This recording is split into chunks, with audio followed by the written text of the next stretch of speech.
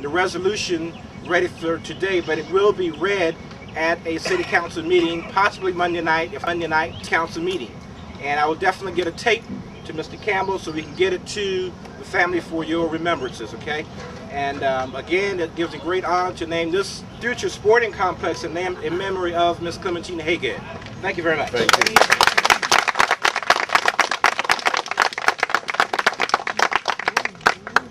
Okay, that ends the part of the dedication. Now we're going to have something that the posse does. We got a scholarship fund that, you know, we had the kids to write up an essay on giving, because that's what we all about. It's about giving. So now we're going to present the scholarship. But we're going to have Councilman Hall to come back up and to read the essays for us. Councilman, we're going to use you today, okay?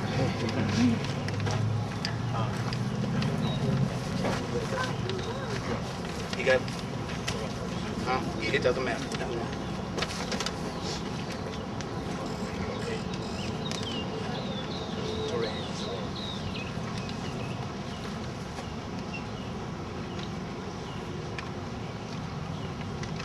Our first essay is by Therese Rucker. She's a student at Savannah Arts Academy. The essay is on giving. Giving Expressions, written by Therese Rucker. In a short stay in undiscovered country, the protagonist Alexia is one about to move for France for college. Before she leaves on her journey, her best friend Christian meets her one long-lost goodbye. Unable to afford an expensive gift, Christian decides to give Alexia a diary she created out of scraps of old newspaper.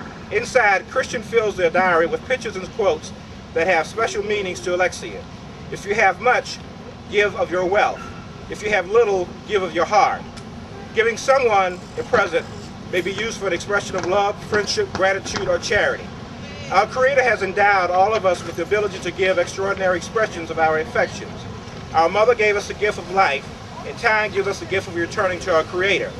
The gift of life, as it always been with your life, begins and ends with God, but life itself is ours. He gives life to us to do what we may, each in his own, varying in length and expressions. Ultimately, life has it always to inspire us to give more, because today is a gift. That is why it's called the present. Throughout our lifetime, we will meet people who will inspire us and change us. No one succeeds alone. It is in the people who we meet in our life, the good of the bad, who give us new talents, like the teacher who taught us how to add and subtract. Some unpleasant people will give us new lessons, like the girlfriend or boyfriend who broke our hearts. Our parents, teachers, relatives, and friends will give us their best and have asked for little in return. We can never fully repay all the people who have helped us reach this point in our lives. However, we can follow the example that they give us and help others who are struggling to reach the success we have already attained. We can also take our experience, knowledge, and enthusiasm and share it with another person. This is a dangerous side of the act of giving. However, some may abuse their gifts because of the size of their peak of its power.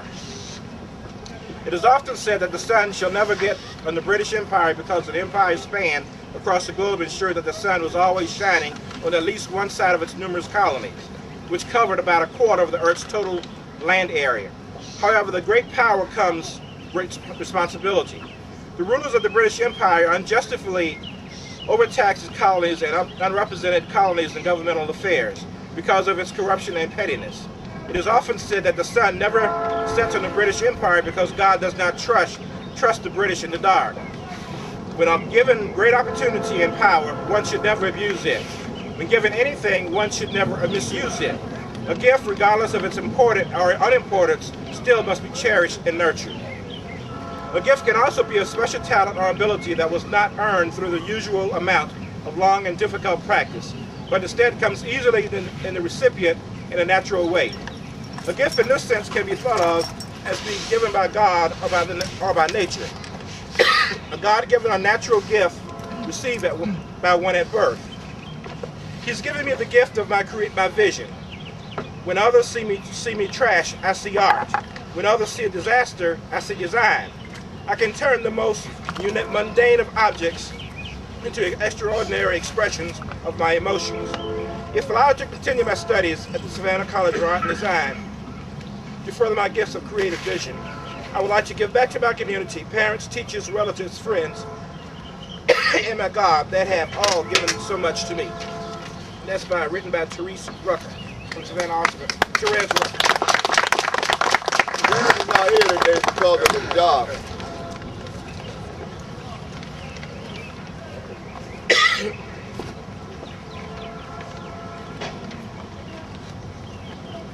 The next essay is by Davida J. Campbell. Giving. Giving is the actions of one lending and helping hand to those in need, whether it be for charity or giving just one to give. But it has come from the heart to be beneficial. Over the course of my past few years, I have been giving and donating to the March of Dimes, Relay for Life, Special Olympics, and America's Walk for Diabetes. Because I felt like I'm going to spend my money on some things I really don't need. The least I can do is give it to some specialty programs that does and help cure patients suffering from cancer, babies being born premature, and people who have diabetes. For the Bible says it's better to give than to receive. Any form of giving is time. When my friends ask for help with a subject in school, I do my best to help, especially when it comes to math and English. I also tutor at Bar Tour after school to help prepare students to get to where they need to be in order to pass the CRT test, which is mandatory for 3rd and 5th graders to pass in order to move to the next grade level. That's giving by Davida J. Campbell.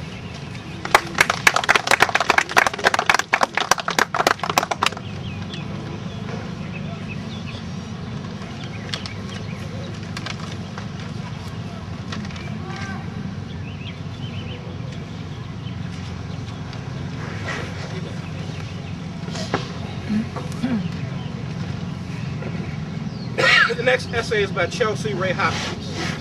The act of giving involves many activities that I've enjoyed participating, including, but not limited to the following: giving time by volunteering in various homeless and safe shelters, donating foods and clothing to these shelters, raising money for various organizations in need, and helping students in need of educational assistance. Fundraising for organizations is especially important to me because it is an activity where I can make others aware of the circumstances and conditions of people that are dependent on different organizations and charities, and I can encourage them to get involved.